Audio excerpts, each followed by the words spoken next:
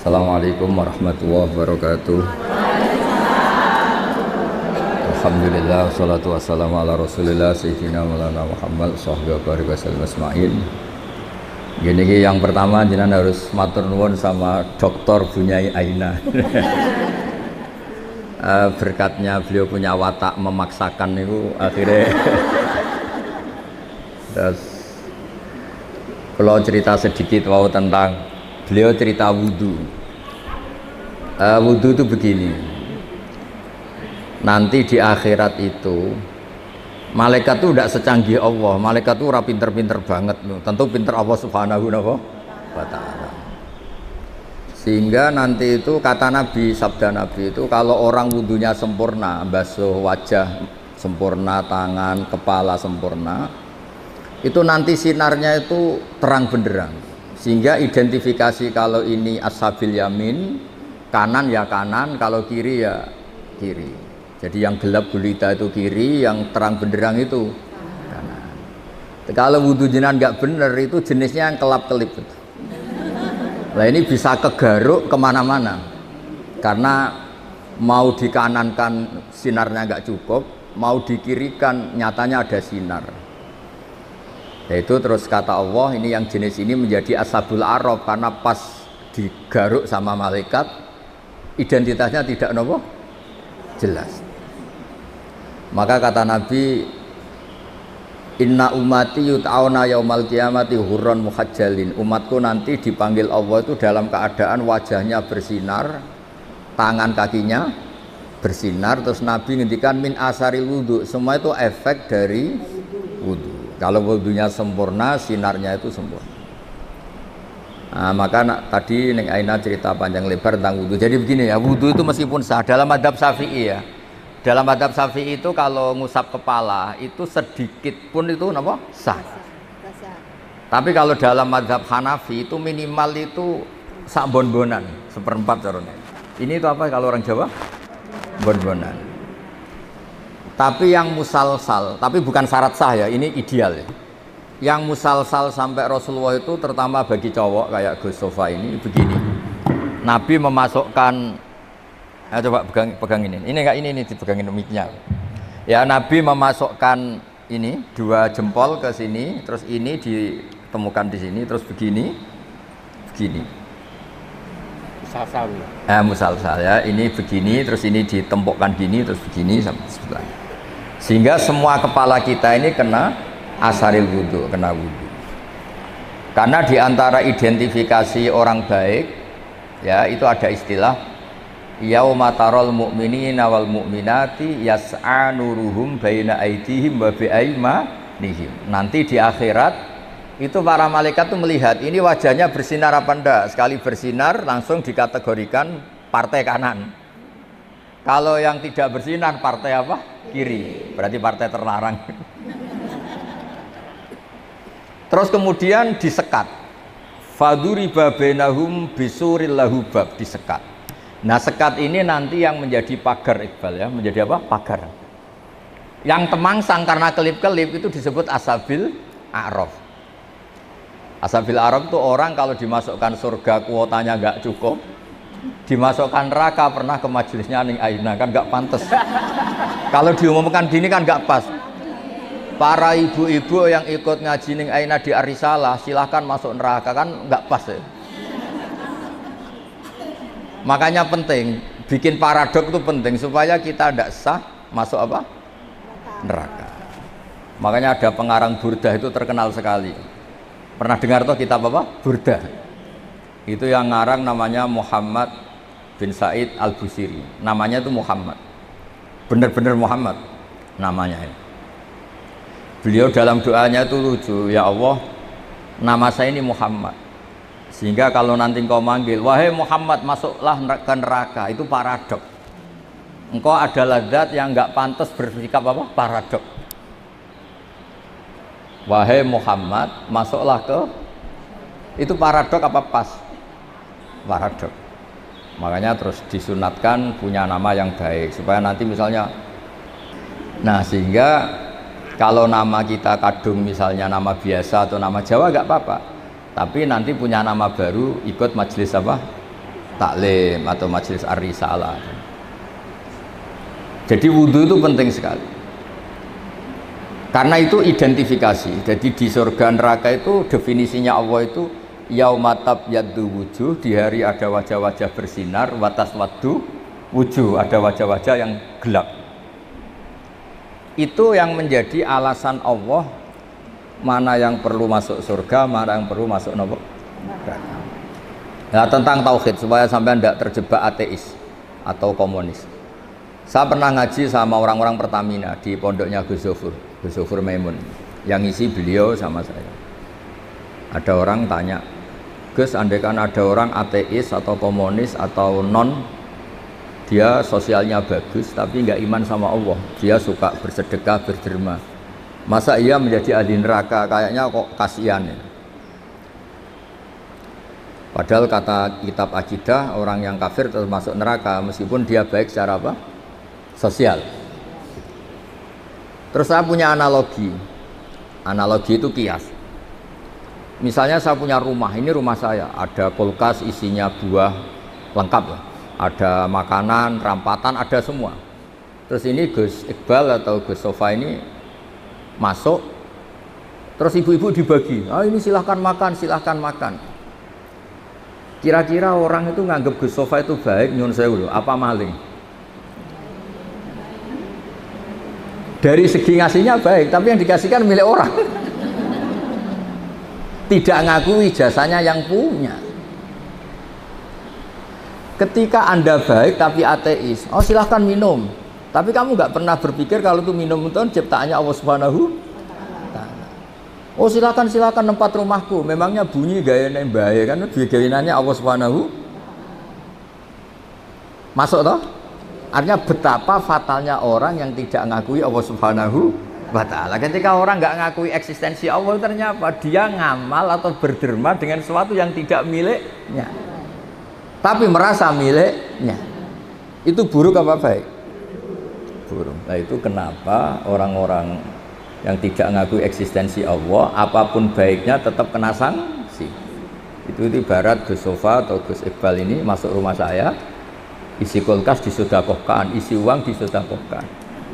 Dari segi sodakohnya baik, tapi ditangkap tuh sama Bu Bulwan itu dianggap pidana ya. Itu kira-kira diapresiasi apa ditangkap? Ditangkap apa diapresiasi? Ditangkap. Ibu-ibu kalau numpang suami sedekah sama tetangga agak pamit suami, diapresiasi apa dimarahi? Nah, itu pentingnya iman sama Allah Subhanahu. Kalau kita iman kan kita ngasih tetangga tidak sok berjasa karena kita yakin uang ini milik Allah Subhanahu. Makanya saya termasuk kiai baik gitu. Kata orang banyak saya ini kan termasuk kiai pinter. Tapi kenapa saya tetap tawaduk? Karena saya tahu ilmu saya itu milik Allah Subhanahu. Sehingga saya tidak perlu nuntut jenengan hormat saya, ngesot, nggak perlu. Ya sudah begini sudah bagus. Jadi dulu itu sahabat ditanya, ini cerita nyata. Ibu-ibu mulai dulu kan tukang demo. Ya nggak pernah bener lah mulai dulu, memang sudah gitu. Tapi tetap masuk surga karena nanti malaikatnya bisa didemo kalau nggak masuk surga. Ibu itu ngaji sama Nabi. Itu ada yang jilbabnya miring, ada yang nggak pas. Mungkin sebagian ada yang, pokoknya ada yang nggak pas. Mungkin nyun sewu ada yang sebagian, pokoknya nggak pas. Ya pas ngaji sama Rasulullah. Ya Nabi betul, Nabi Sayyidul Awalin wal Akhirin. Bareng Umar datang ke majelis, semuanya ibtadarnal hijab, semuanya menata apa? Hijabnya rapi gitu. Aku yakin ini adegan tidak ada nih, mungkin nggak setegang ini. Misalnya sama saya saja, mungkin ibu-ibu rileks. Ini ngaji sama orang baik, jadi rileks. Ketika Umar datang itu langsung ibtad, semuanya nata apa? Jilbabnya. Umar malah tersinggung. Dasar perempuan-perempuan jelek, nggak punya akhlak sama Rasulullah. Sama Rasulullah pakai jilbab nggak bener, tapi sama saya malah bener. Jawabnya ibu-ibu, karena Rasulullah itu baik. Karena Rasulullah itu wa anta afaddu wa aghlat. Afaddu itu Anda itu orang yang sadis. Bisanya nyalahkan, biasanya marah. Kamu bisa tahu kan yang mirip Rasulullah itu siapa? Yang mirip Yang mirip Umar itu siapa? Jadi intinya itu Rasulullah itu ya punya majlis untuk perempuan. Bahkan itu punya akibat dan Nabi tetap melanjutkan. Makanya punya akibat tuh sering ibu-ibu mulai dulu yang engkek ya banyak, yang caper ya banyak. Sehingga Aisyah tuh cemburu. Dasar Nisaul Ansor. Iya caper kali Kanjeng Nabi. Untung Nabi sudah nggak ada. Kalau masih kasihan tuh kiai-kiai nggak payu jadi kiai gitu. Ya Nabi kan ganteng, sopan. Sehingga terus Aisyah cemburu, Sayyidah Aisyah cemburu, terus Nabi malah muji. Sebaik-baiknya perempuan itu perempuan Ansor, tidak malu tanya urusan apa? Agama.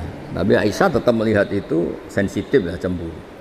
Karena kadang tanyanya perempuan Ansor itu sampai urusan privat, urusan khas perempuan, tentang menyelesaikan haid itu gimana, mandi dari haid gimana.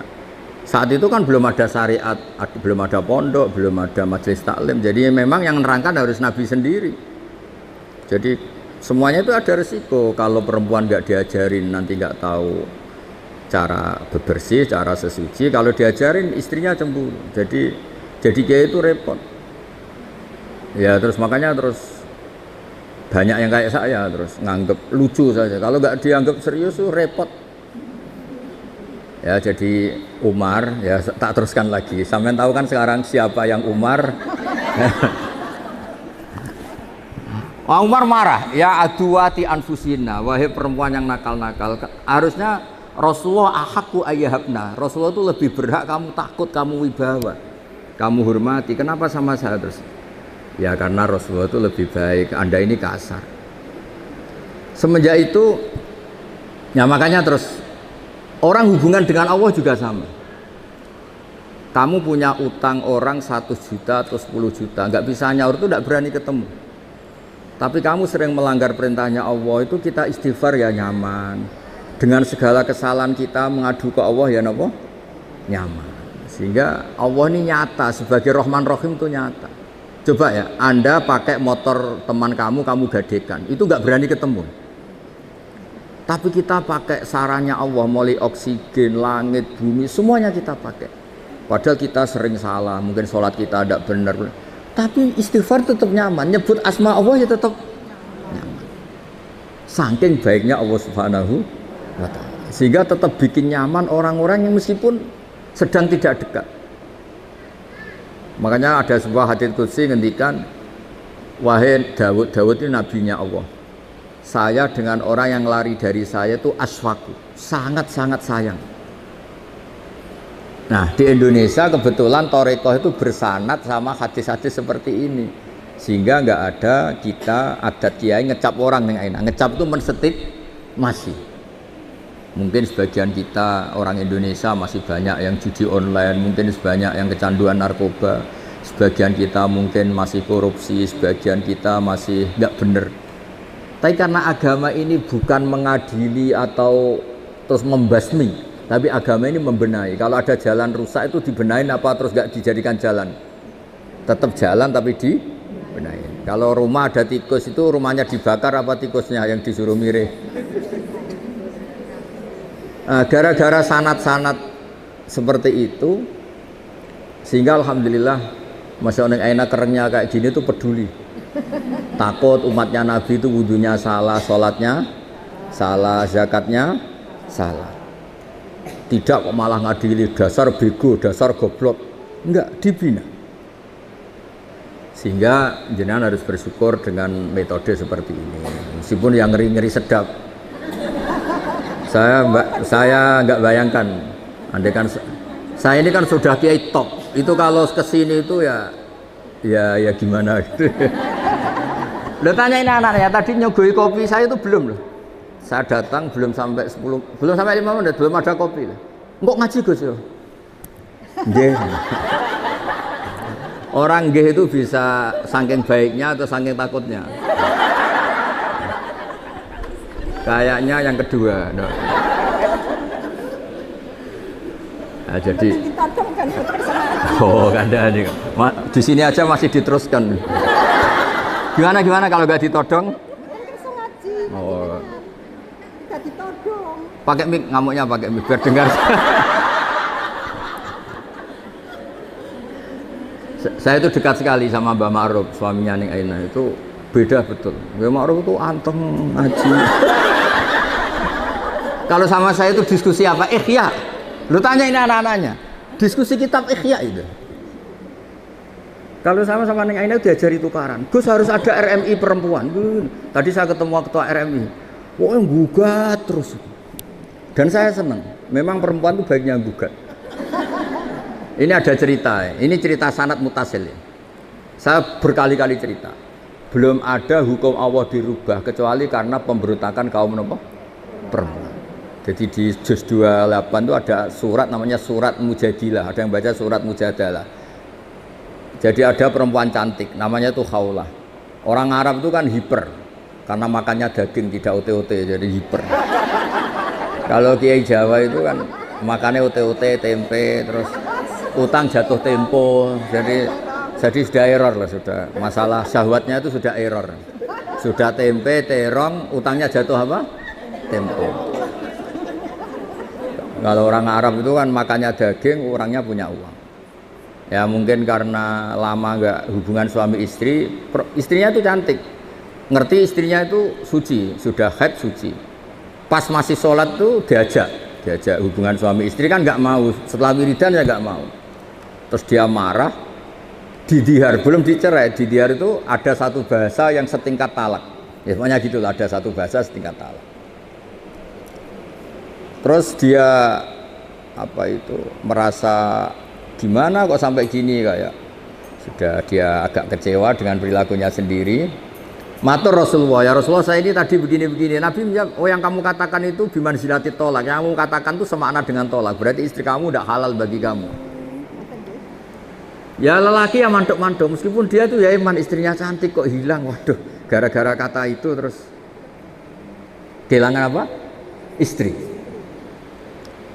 Dia kayak gimana gitu, kehilangan istri cantik itu kan berat. Kehilangan istri jelek aja berat, apalagi ini cantik. Kadang ada yang jelek rezekani gitu. Sama Gus, ya. Punya suami ganteng juga, medeni. Ganteng punya uang, nak kere gak pati medeni. Karena kalau ganteng kere itu terus error ya, nggak menarik ya. Terus ngowah-ngowah kayak orang. Walhasil terus ya sudah hukumnya itu cerai. Si suami ini langsung nurut sama Nabi, kehilangan istri. Pulang. Kata istrinya gimana kata Nabi? Dihukumi cerai. Wow, dilabrak Nabi, ini perempuan ini. Dilabrak. Ya Rasulullah ini hukum apa? Enggak benar hukum yang kamu katakan tuh enggak benar. Ini hukum apa? Apa-apaan ya? Kalau saya dicerai ketika masih cantik enggak apa-apa ya. Lelaki itu sudah menghabiskan muda saya, cantik saya. Ketika cantik saya, muda saya hilang, terus kamu hukumi cerai. Kalau dulu nggak apa-apa, sekarang saya ini sudah tua.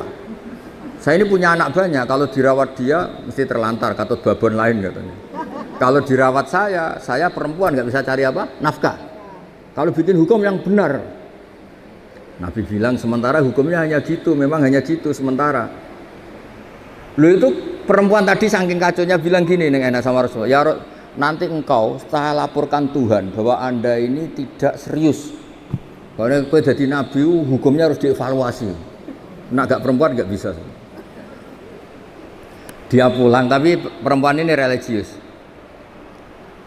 Dia sujud berdoa, ya Allah kasih tahu nabi engkau bahwa kalau bikin hukum jangan begitu. Lalu itu malaikat datang ke Rasulullah, mat turuti repot musuh wedok. Saya tuh berkali-kali loh ke Tebu Ireng ditodong Gus siapa suruh ngaji. Saya biasa bilang enggak ya. Tapi kalau ras terkuat di dunia yang ngomong itu bisa masalah besar. Jadi itu Rasulullah Nabi dikomplain. Makanya cerita itu sebagian tuh nggak bener, katanya ada kiai cerita nanti bidadari di surga tuh cantik-cantik, sudah cantik nggak bawel, sudah cantik nggak bawel, terus nggak minta uang belanja, uang salam, oh ya baik. Terus ada santri bilang, Pak Yai, Ibu Nyai di belakang baru datang, tapi paling cantik tetap yang dari dunia. Kok bisa hanya ada ada tambahan itu kan. Saking takutnya. Akhirnya hukum dihar itu tidak sama dengan tolak. Makanya ada surat ini Sofa tahu Iqbal. Qad sami Allah qaulal lati tujadiluka fi zawji. Allah itu mendengar perempuan yang bantah kamu. Tujadiluka itu bantah, komplain. Kayak apa perempuan? Hukumnya Allah aja dilawan. Kondang lah, pokoknya prestasinya itu hebat. Sinten lho, Gus? Ya tadi Khaulah tadi. Dan penerusnya maksudnya. Khaulah dan apa? Dan penerusnya. Tapi itu menjadi berkah. Andaikan tadi perempuan tadi tidak komplain, mungkin tidak ada hukum seperti itu. Jadi makanya komplain itu penting kalau sudah muqaddar. Jangan pernah dengar kan sholat itu pertama 50 apa 50. Itu berkahnya Nabi Musa yang tukang komplain. Kalau tidak ada komplain bisa 50. Jadi berkah komplainnya Nabi Musa itu kayak Neng Aina, dia kan tidak model gini, mungkin saya tidak ngaji sama-sama. Misalnya loh, beliau berakhlak karimah kayak orang Jogja. Ngapunten Gus, nak menawi kerso, ngaos, nak boten nggih, mboten dadi penggalih, nderek.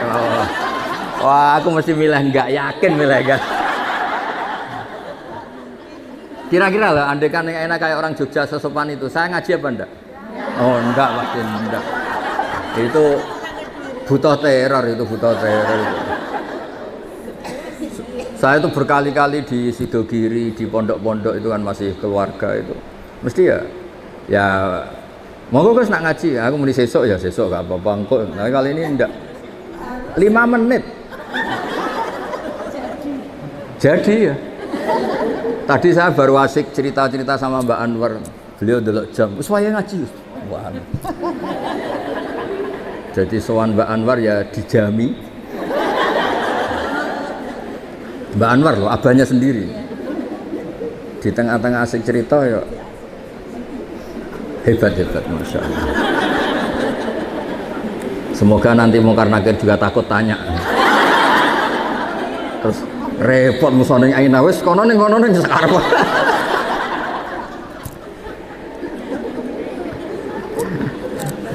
Jadi Allah itu memang zat yang luar biasa. Sesuatu itu kalau didesain sesuai awalnya itu mesti bagus. Meskipun kita kadang tidak cocok. Misalnya perempuan itu komplain, itu ya memang Allah desain gitu. Mungkin baiknya komplain.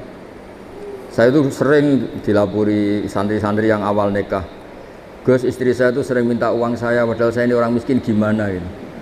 Tak jawab, ya sudah minta lelaki lain. Wah jangan Gus. Langsung. Berarti itu ya memang sunnahnya perempuan mau minta uang siapa kalau nggak sama. Ada yang cerita lagi, Gus istri saya sering marah sama saya gini. Ya sudah biar marah sama tetangga. Jangan Gus nanti malah gimana. Artinya apa? Ya sudah desainnya perempuan tuh minta sama suaminya marah itu desain yang apa? Bagus. Maka para lelaki harus nikmati itu, harus mulai nikmati itu. Nikmati radio bobrok ini. Tidak harus. Karena kalau nggak dinikmati ya bisa stroke gitu.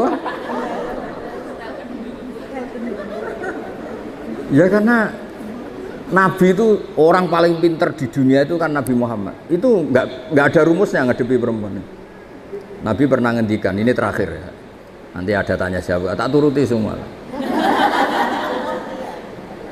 Ada Nabi itu ditanya, gimana Nabi menghadapi perempuan? Perempuan itu khuliqat min dilain awas, dari iga yang apa? Bengkok.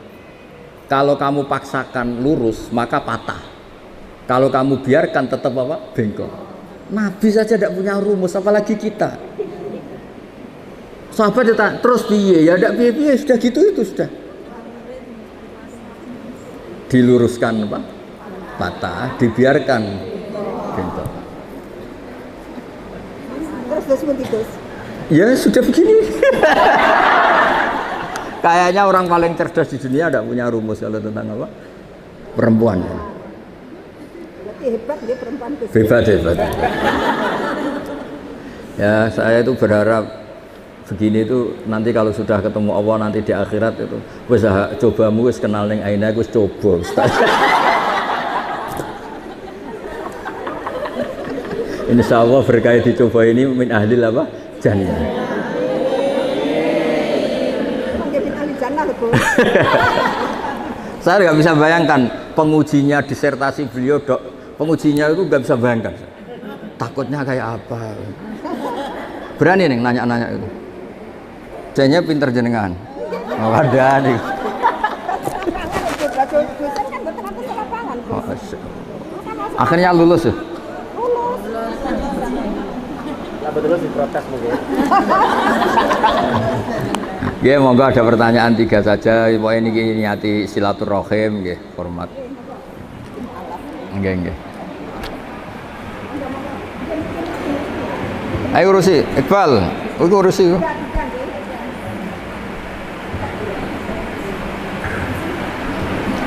PCA, Bang PCA. Apa? PCA. Oh, nggih, monggo. Waalaikumsalam, nggih.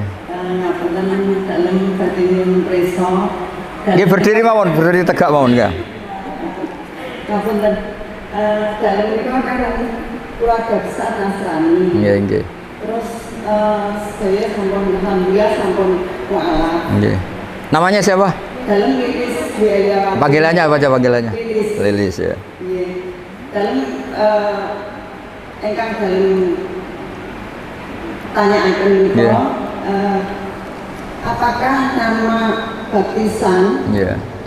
yang dibawa mulai kecil kalau sudah mualaf itu harus ganti apa tidak? Oh iya. Terus kebetulan almarhum bapak Ya. kalau masih Nasrani. Nggih. Ini sepupu. Nggih. Terus datang seharian itu kan di Nggih. nonton salib itu. Nggih. Nggih, ngaten Gus. Nggih. Terus terakhir dalam itu sampai mboten kagungan sederek. Nggih. Ibu bapak sederek mboten wonten. Nggih. Dalam sak menika ngopeni paling ingkang gangguan jiwa. Nggih. Paling itu mboten krono. Nggih. Kadang sok ngamuk terus. Nggih. Kalau kalian pun dalam ngantos ajri. Nggih. Umpami dalam pas saat ngamuk itu dalam ngebel datang Satpol PP nopo Nggih. dinas sosial Nggih. nopo dalam salah. Nggih. Paru nopo mboten. Nggih. Terus Nggih. dalam itu kan rumiyin ngasal datang perbankan. Nggih. Ini kok ada sundi itu, Nggih. kan kata yang anu, tak mau sampun pensiun. Nggih. Ada kan perbankan dibutuhkan oleh masyarakat. Nggih. Kadang kan riba, Nggih. kan memang dibutuhkan oleh Nggih. masyarakat. Nggih. Nggih. Warahmatullahi wabarakatuh. Salam warahmatullahi wabarakatuh. Ya satu-satu aja biar fokus ya. Ya ini yang lain meskipun tidak tanya ikut dengerin ya karena ini ilmu. Terus yang jelas itu Bu Lilis harus syukur ya. Syukur dikasih hidayat Allah Subhanahu wa taala.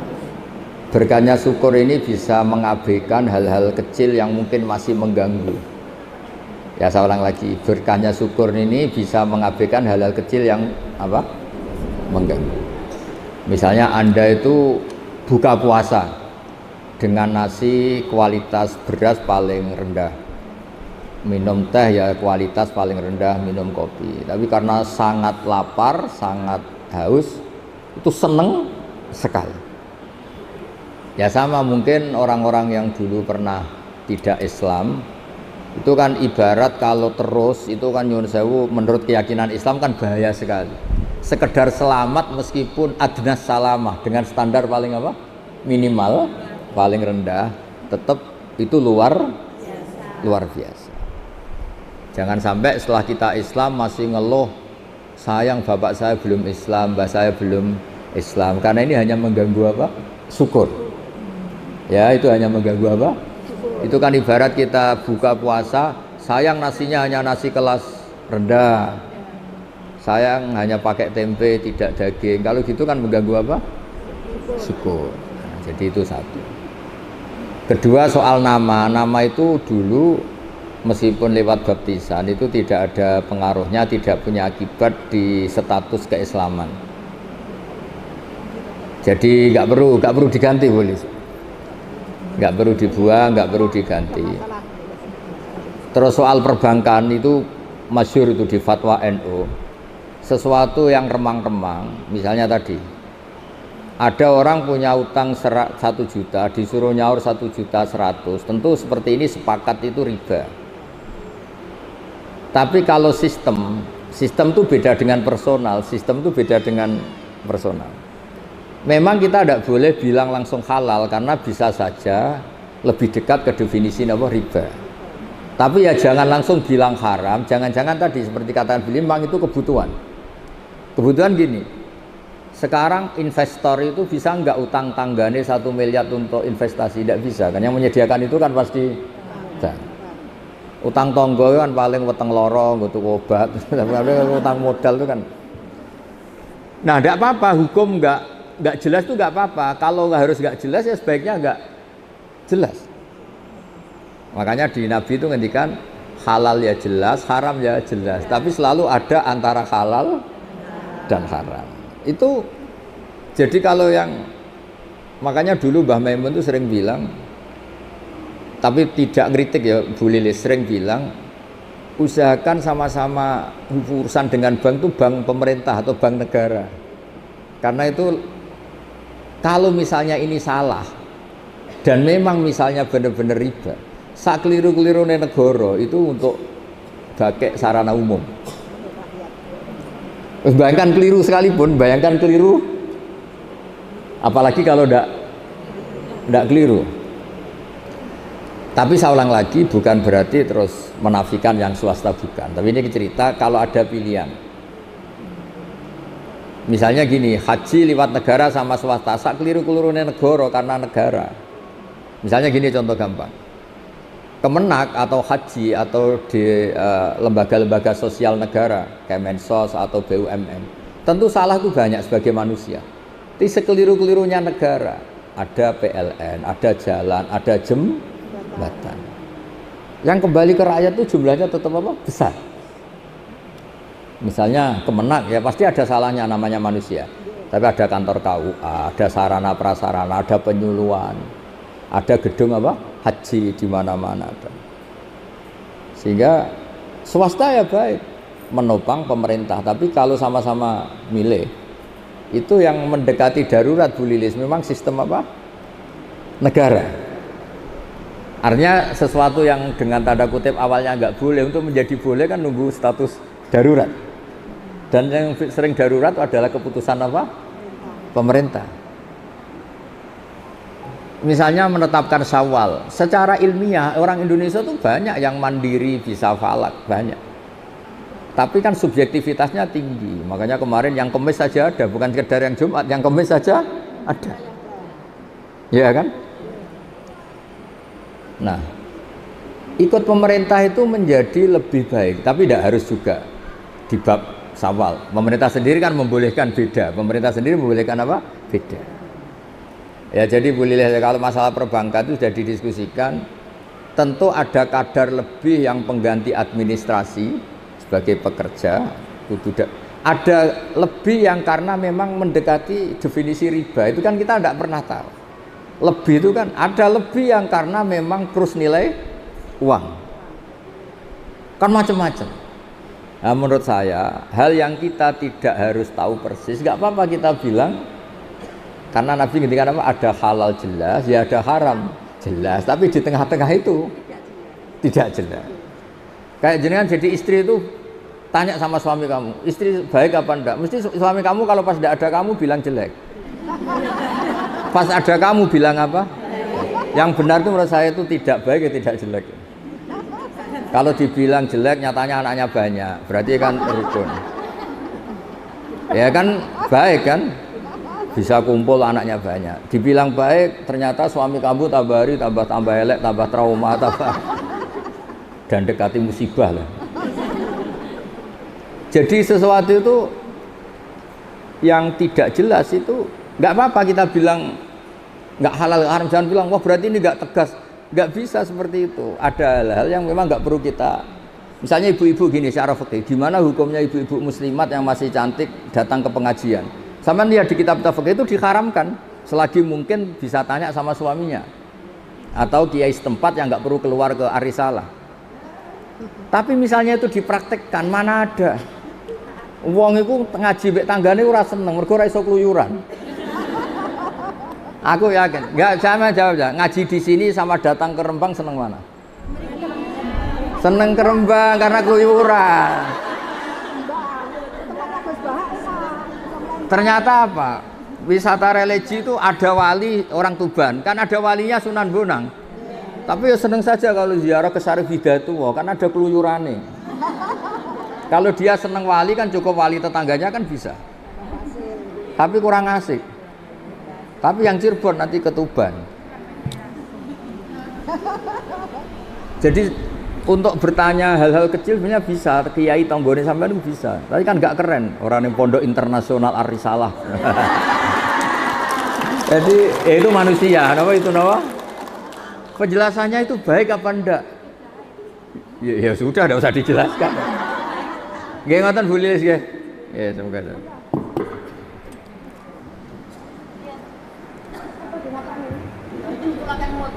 Mas. Assalamualaikum warahmatullahi wabarakatuh. Waalaikumsalam. Kula bukan rumah santri Mondo. Nggih, Mondo itu mana nih? Salam takbir Nggih. Gusdaan. Oh, nggih. Dumateng Umi Ana, Neng Mila, Neng Pia, nggih salam takbir. Nggih. Kula nyuwun pangapunten tasik. Gus Sofa saking ngamun. Ah, engko mutung. Bapak izin kemarin mboten saged rawuh, ngapunten ingkang kathah. Nggih. Ingkang kula pertanyakan niki tentang wudu, Gus. Nggih. Syarat sahnya sholat itu kan wudu. Wudu itu ada 4 rukun sampai tertib. Nggih. Nah, sedang orang Islam itu mau sholat itu harus wudu dulu. Dan kita itu untuk melihat sahnya wudu kita, sahnya sholat kita, untuk melihat cahaya aura wajah. Nggih. Kalau manusia itu ada yang putih dari Allah Subhanahu wa Ta'ala. Nggih. Ada lagi yang dari skincare. Nggih. Yang saya tanyakan, bagaimana untuk melihat wajah yang bersinar dari air wudu dan sholat kita diterima. Sampun matur suwun. Wassalamualaikum warahmatullahi wabarakatuh. Oh, nggih. Ah, ini begini ya. Ini kan kita diajarin untuk jadi juri. Pertanyaannya harusnya kok untuk kita tahu gimana, harusnya enggak untuk menjadi sah kok malah juri. Berarti saya harus nunjurin ini wajah wudu apa wujud sah?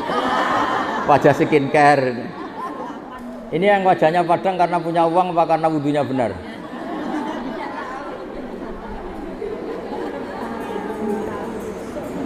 Ini kan pertanyaannya katanya. Jadi begini ya, ibadah itu satu memang harus ada aturan fikih ya. Wudu sah punya akibat sholatnya sah. Sholat sah itu bergantung wudunya sah.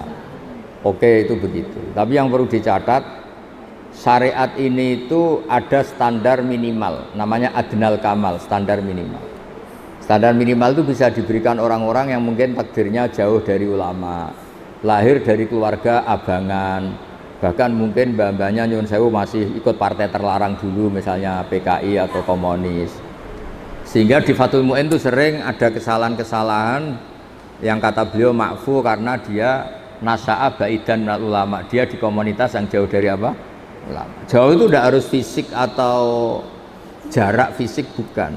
Mungkin dia tetangga Lirboyo tapi dari keluarga yang kebetulan mbahnya bapaknya enggak sholat, atau mbah-mbahnya dulu terafiliasi partai apa. Yang namanya komunitas, saya tadi cerita di depan Mbak Anwar sampai dokter tahu itu dulu itu ketika Musodek ngaku nabi, saya ini termasuk peneliti, itu yang percaya banyak. Ternyata ketika saya tanya, kenapa kamu percaya Musodek nabi? Jawabnya apa lucu. Memangnya kalau dia nabi masalahnya apa ya? Tak tanya, kamu tahu nabi itu apa? Enggak tahu. Ketika tak jelasin nabi itu orang yang mulai kecil tuh baik, gak pernah maksiat. Oh kalau gitu ya enggak, Musodek enggak nabi gitu. Sama orang-orang yang lahir dari keluarga abangan, keluarga itu janggal. Gunanya apa sih sholat? Gunanya saja malah janggal.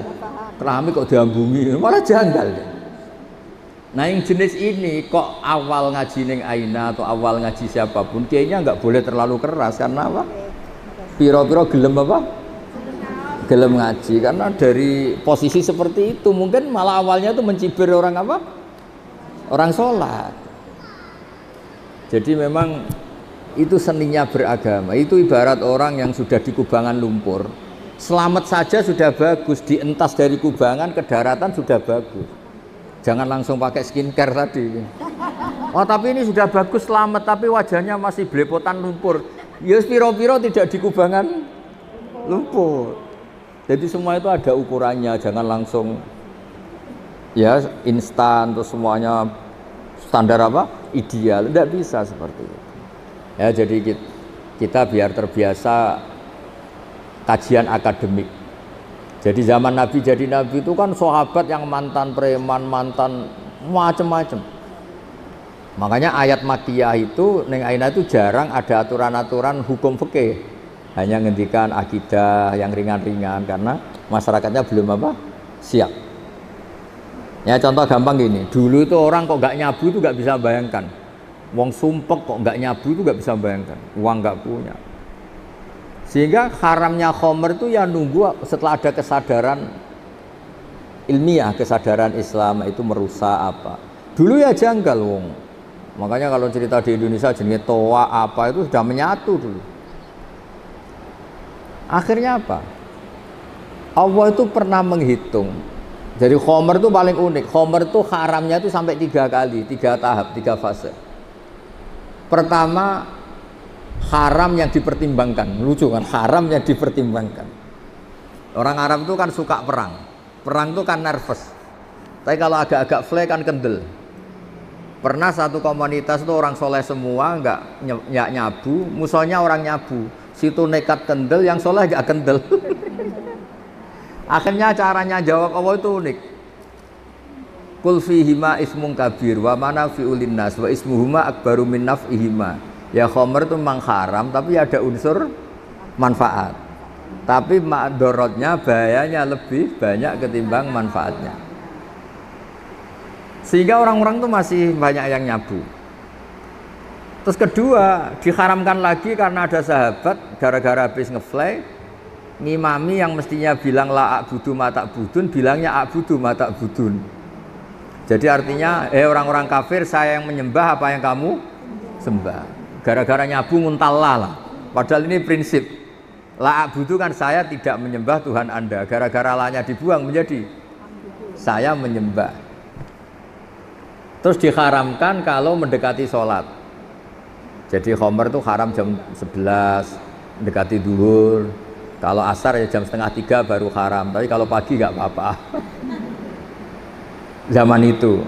Ternyata alhamdulillah pagi minum khomer gara-gara ngefly nggak sadar dia bacok-bacokan sama pamannya, sama bapaknya.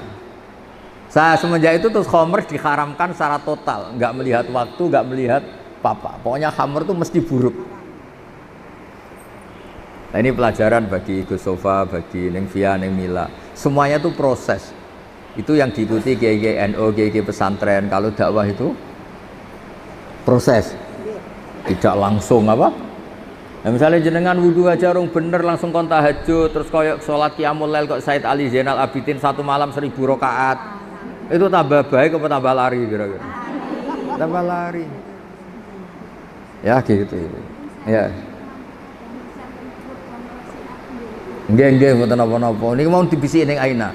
Turuti Gus, iku suaminya tukang mijeti abi. Nggih.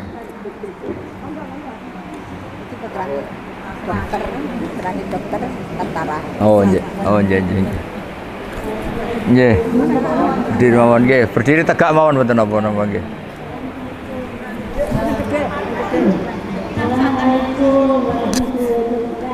Assalamualaikum warahmatullahi wabarakatuh.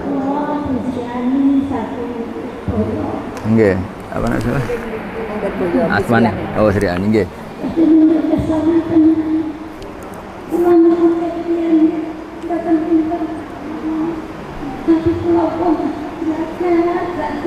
Nggih.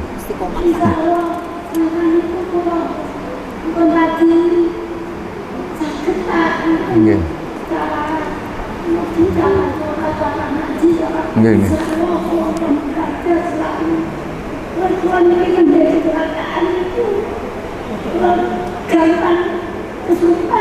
Nggih.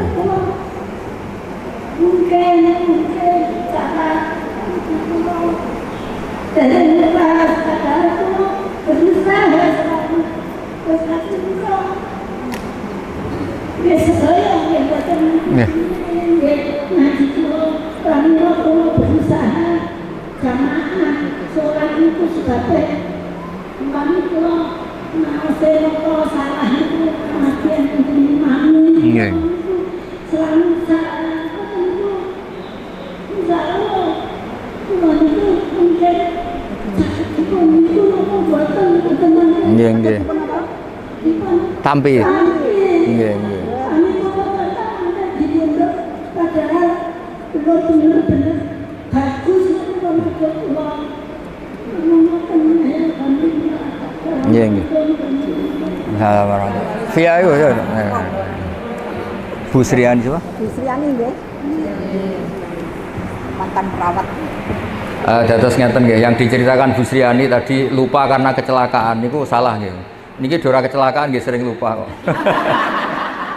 Alhamdulillah. Lupa itu berkah. Kalau sampean inget terus masa lalu, eling diutang, wah malah ra bahagia. Eling bojomu tau darani sampean macam-macam terus baliknya itu bisa trauma semua orang kalau nggak punya lupa itu bisa apa? Trauma semua. Pemene eling mantan terus malah rusak kabeh. Jadi lupa itu bagian dari berkah. Ya lupa itu bagian dari apa? Berkah. Nah, makanya ada al-insan mahalul khata' wan nisyan. Jadi manusia itu tempat lupa. Jadi kalau nggak lupa malah apa? Malah bahaya. Itu ada seorang suami istri nggak lupa terus. Harusnya saya tidak dapat kamu. Dulu mantan saya lebih tampan.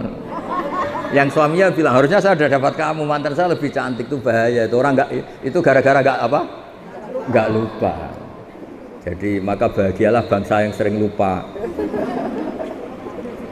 Loh coba kalau nggak lupa itu repot. Coba kalau Indonesia tuh orang Indonesia ingat kalau negara ini punya utang banyak, bahagia enggak? Berkahnya lupa ya sudah baik-baik saja. Mulai zaman awal ada Indonesia sampai sekarang utang banyak ya baik-baik saja. Saking banyaknya rahmatnya Allah Subhanahu wa ta'ala. Jadi gini Bu Sriani ya, ada ijazah ini sekaligus saya ijazahkan jenengan. Ibadah itu mulai dulu dari kita, apapun benarnya menurut fikih sebetulnya tidak pernah ideal menurut Allah Subhanahu wa ta'ala. Meskipun secara fikih kita benar. Karena pasti ada hal-hal yang kita tidak benar. Makanya doa Nabi yang sering diajarkan ke kita itu apa? Ya Allah, jika saya tidak layak mendapat rahmat Engkau, maka rahmat Engkau yang layak mendapatkan kita. Sama tahu semut? Semut itu kalau jatuh di jurang atau keledai, mergo ning aina lagi duwe napa? Keledai, badhe dilelang gitu. Misalnya gini, ada keledai atau kambing kecil jatuh di jurang yang curam, bisa naik enggak? Enggak. Tapi kalau dia bilang enggak mungkin ke atas, itu bohong, ya bodoh. Berkahnya orang lain atau ditolong tim SAR atau sekarang damkar ya, pemadam kebakaran. Nyatanya selamat. Banyak kan cerita di TV-TV itu sapi jatuh ke sumur kedalaman 15 meter. Akhirnya selamat apa enggak? Karena dia apa karena ditolong? Nah, hubungan kita dengan Allah seperti itu Bu Sriani. Mungkin amal kita tidak ideal, tidak benar, tapi rahmat Allah yang akan menolong kita. Makanya doanya itu ya Allahumma illam akun ahlan an ablugha rahmataka farahmatuka ahlun an tablughani. Itu doa yang diulang-ulang Nabi dia ya Allah, jika saya enggak layak mendapat rahmat Engkau yang layak mendapatkan kita. Ya coba kayak Bu Lilis, pernah enggak misalnya kecilnya minta jadi muslimah? Enggak pernah kan?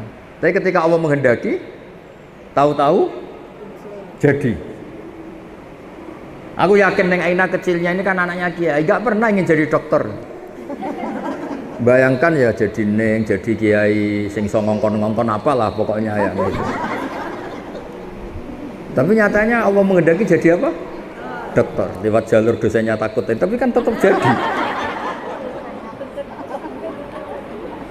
Makanya Anda tidak usah putus asa. Semut misalnya, semut bisa nggak ke Amerika? Cara lahir nggak bisa, beli tiket nggak bisa, ngurus paspor. Tapi dia itu kebawa koper orang yang mau ke Amerika. Kebawa koper orang sampai Amerika enggak? Nah makanya Anda jangan pernah putus asa. Kita ini punya Tuhan yang Rahman Rahim. Mungkin amal kita tidak cukup untuk mendapat surga, tapi rahmat Allah menjadi kita cukup untuk mendapat surga. Makanya di akidah kita apa? Mlebu swarga itu mergo fadhole Allah Subhanahu wa taala. Jadi masuk surga itu karena rahmatnya Allah taala. Terus yang terakhir itu ada analogi bagus. Ada orang Bani Israel itu ibadah. Zaman itu orang kan umurnya panjang-panjang. Jam saat itu orang itu biasa umur sampai 200 tahun, 300 tahun. Dia tuh nggak pernah maksiat nih. Ibadah terus nggak pernah maksiat.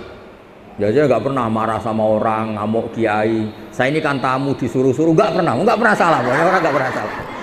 Bawaannya tuh bener terus. Ya secara teori etika itu kan nggak ada tamu disuruh-suruh itu kan nggak ada. Itu etika Jawa yang nggak ada, etika Islam juga nggak ada. Nggak ada benernya itu sebetulnya secara teori itu nggak ada. Yang bener saya, orang baik saya. Meskipun tahu itu nggak pas tetap nurut. Itu kalau nggak orang baik nggak bisa. Terus dia itu masuk surga. Mau masuk surga ditanya sama Allah. Ya anggap saja ibadahnya itu 500 tahun. Memang dicerita 500 tahun. Kamu tahu kenapa masuk surga? Iyalah Gusti, saya kan tidak pernah maksiat. Saya kan nggak pernah maksiat. Hidup saya tak penuhi dengan taat. Jadi saya layak masuk surga. Apa kata Allah? Lucu katanya Allah. Ya silakan Anda di surga 500 tahun. Loh kenapa Gusti? Infonya surga itu selamanya. Kenapa harus 500 tahun? Karena Anda berkeyakinan surga Anda karena amal Anda. Amal Anda kan 500 tahun. Kan sudah impas di surga 500 tahun. Yang abadi itu rahmatku. Yang abadi itu fadlku. Kalau amal kamu pasti terbatas. Saat itu juga dia merevisi tidak Gusti, saya masuk surga itu hanya karena rahmat Engkau. Artinya apa? Teori yang mengatakan surga itu segala-galanya karena amal pasti tidak cukup. Yang cukup adalah fadlnya Allah Subhanahu. Coba misalnya jenengan seperti ini ngaji, kan kata jenengan baik. Coba sekarang tanyakan suami Anda yang mungkin sekarang baru nyari Anda. Dasar bojo keluyuran.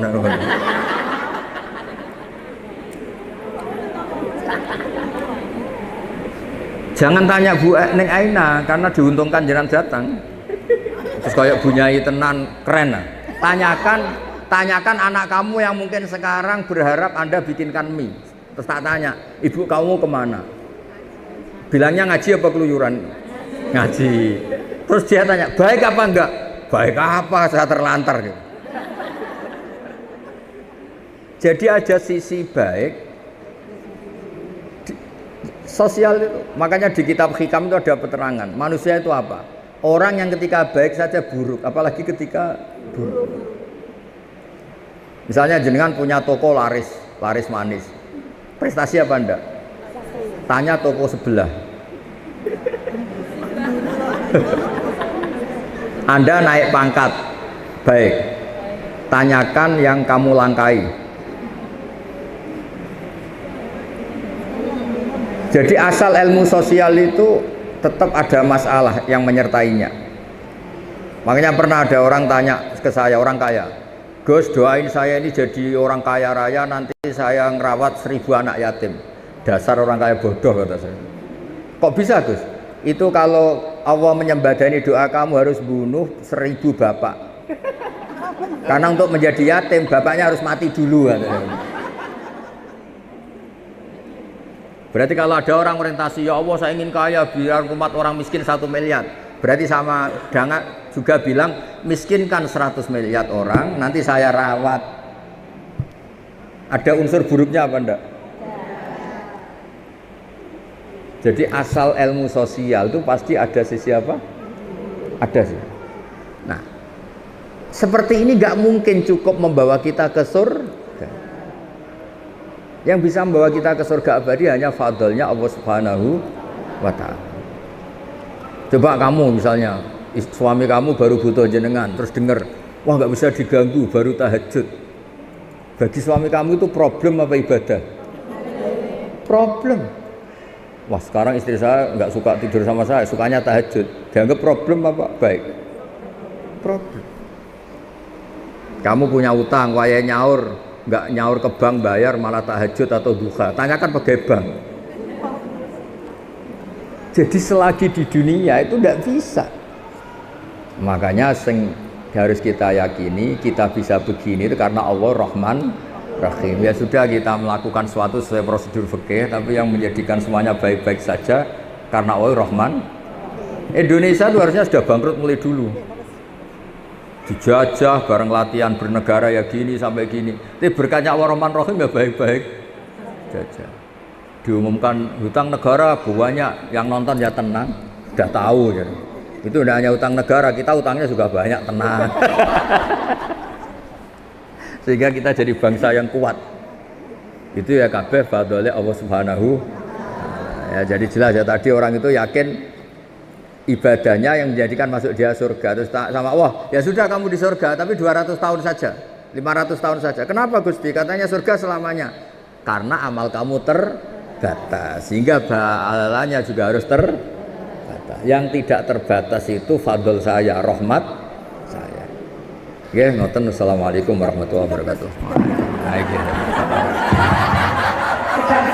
Ya. Ini harus ada fikih baru. Artinya gini, kalau ada salam kan dijawab. Kalau ini enggak, sekedap. Ayo jawab dulu.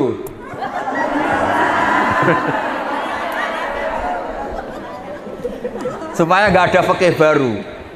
Menurut Dr. Hajah Neng Aina, bahwa salam bisa dijawab dengan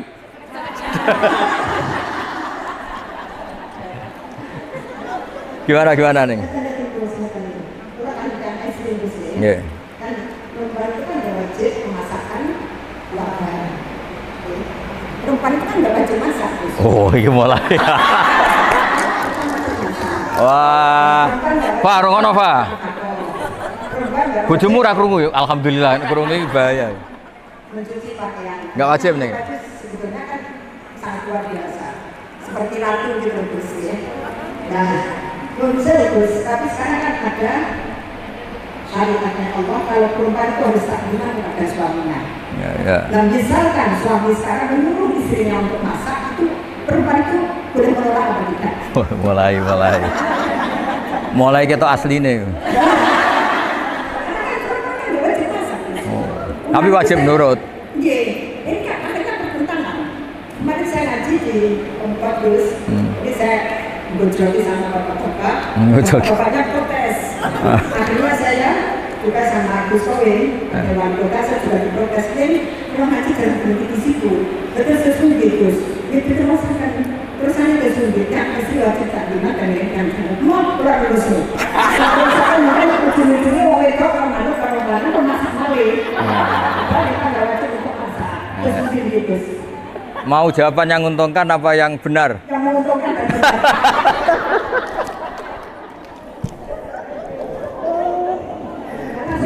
Enggak, ini jawabannya itu yang menguntungkan apa yang benar?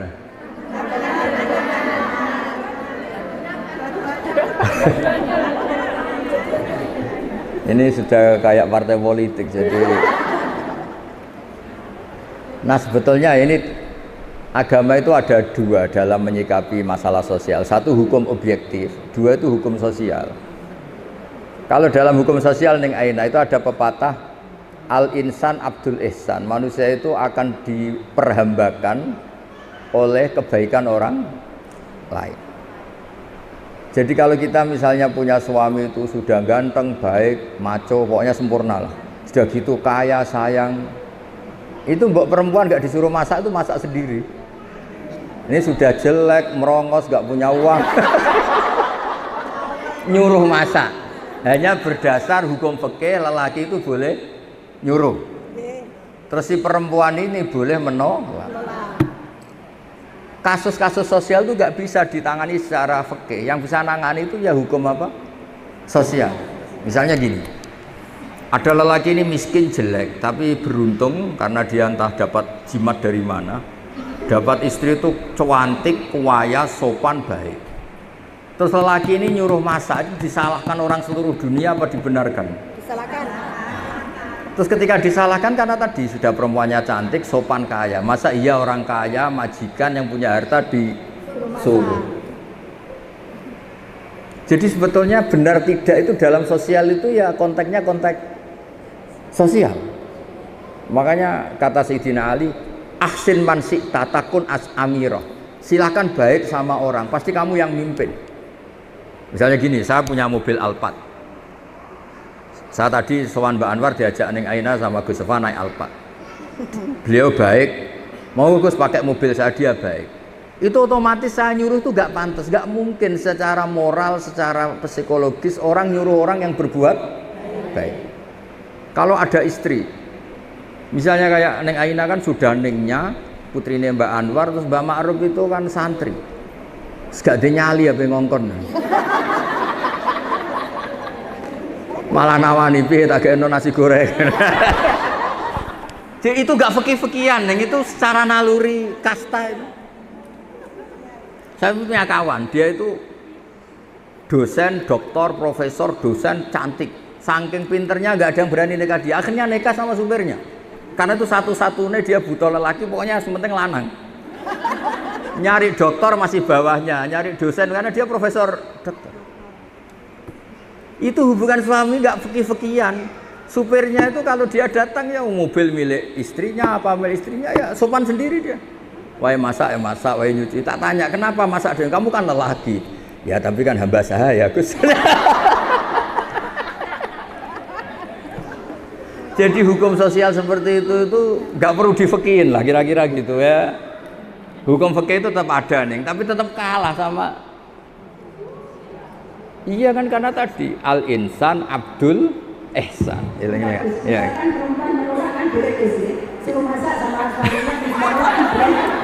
Ya sudah, khususnya enak boleh. Pokoknya ya ini khusus ya.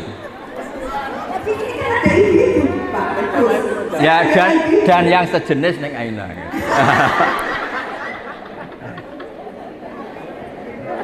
Ya tadi hukum sosial itu nggak bisa ditebak. Tadi kan banyak nyon sewu pembantu atau nyon sewu cah dalem atau dulu bawahan. Kemudian menjadi suami istri dari atasan. Ada yang sebaliknya. Itu kan sudah menciptakan hukum sendiri atas nama hukum apa? Sosial. Makanya itu pepatah Arab itu masyhur al-insan abdul ihsan. Itu soalnya apa? Al-insan abdul ihsan. Manusia itu akan diperbudak oleh kebaikan. Kebaikan. Itu sudah di alam bawah sadar itu pasti. Misalnya Anda punya suami dulu itu yang nolong orang tua kamu punya utang diselesaikan. Keluarga kamu mbak punya rumah dikasih rumah. Terus Anda menikah dengan lelaki ini. Habis nyali Anda untuk nuntut itu habis. Karena pasti disalahkan orang banyak dengan posisi Anda yang hanya ditolong, diberi, kemudian masih nuntut pasti disalahkan orang banyak. Tapi Anda punya suami pengangguran di rumah. Ganteng tapi nganggur. Diantem piring orang ngesahkan macam nganggur pantasnya hadiah ya piring itu mesti gitu.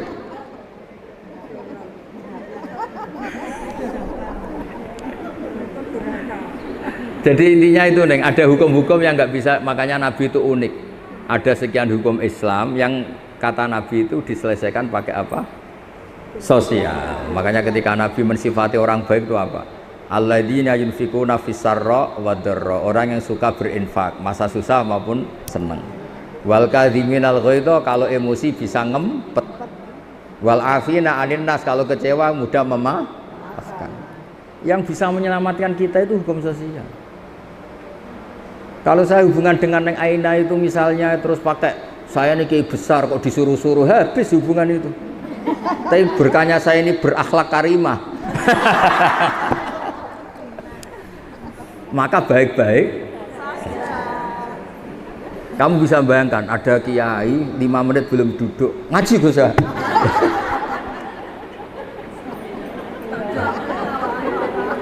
Bisa bayangkan? Lo Rembang sini tuh jauh loh. Normalnya kan cek kesel monggo istirahat. Sarapan belum, kopi belum, ngaji Gus. Ya ngaji. Jadi yang bisa menyelesaikan sosial adalah konsep-konsep Allah Ta'ala tadi, berderma, wal kadhiminal ghaidha, bisa mengendalikan emosi, wal afina anin nas, dan mudah memaafkan. Makanya saya meskipun ini keras, saya itu bangga. Orang keras kok punya umat banyak, berarti di balik kerasnya itu ada kebaikan. Kalau keras saja pasti sudah bubar. Aku yakin ibu-ibu yang ngerasain ini mesti kereng tapi apian. Itu kalau nggak ditambahi sudah bubar mulai dulu. Nggak benar nggak ini? Oh, benar. Mesti tambahi apian kan? Apian. Disiplin. Jadi, oh ya. Nggak jadi disiplin ya. Kayak militer tuh. Tepat waktu. Ya, jadi saya mohon berkahnya ngaji ini jenengan ngerti. Jadi ada fikih hukum formal, ada fikih apa sosial. Misalnya Anda punya suami yang angkuh, yang wangkot. Mungkin kamu kandani nggak ngandel. Kalau bapak saya gini, bapak saya Kiai Nur Salim. Nak ana wong sombong hak dongakno utange akeh. Engko ora ndek akhlak dhewe. Bisa enggak kamu punya suami wangkuh, terus dia butuh uang pinjem kamu 10 juta. Langsung berakhlak apa enggak? Dididik dikandani kiai ra ngandel deh. Dongakno itu utang terus butuh kue. Itu bukti nih bahwa hukum itu enggak semuanya bisa menyelesaikan apa? Masalah. Malah ndonga sampean bojomu butuh kon, butuh duit.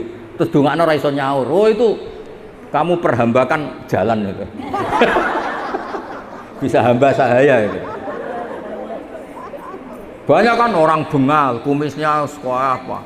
Tapi gara-gara punya utang sama orang pincang. Matur nuwun. Padahal ini pincang, tapi yang ngutangi. Artinya orang tuh pasti tunduk. Makanya kalau punya suami angkuh, dongakno diutang.